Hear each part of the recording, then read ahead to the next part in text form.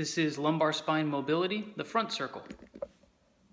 The targets for the front circle are the lumbar segments of the lower back. Much like the front quarter circle, now instead of drawing a quarter circle, we're going to be doing kind of a half circle, but we begin in lateral flexion. So the setup is the same. Neutral stance, tall spine. From here, I'm going to get myself into a slight posterior pelvic tilt, and I'm going to bend to the side, pulling myself into end range of motion by contracting my abdominals and my obliques.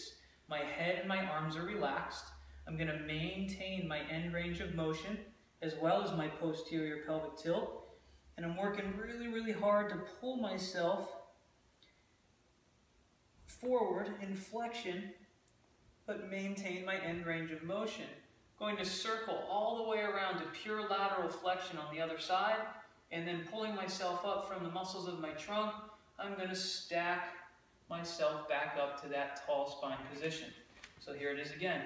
Posterior pelvic tilt, tall lengthened spine, lateral flexion, relaxed arm and head, pull myself into end range of motion, keep circling, all the way around to pure lateral flexion, and stack myself back up to vertical. As you're doing this, you're going to feel some stretching through the lateral line and also the low back. Key points: keep your posterior pelvic tilt, and as you rotate, make sure you don't shift your hip out to the side. You really want to keep your pelvis anchored.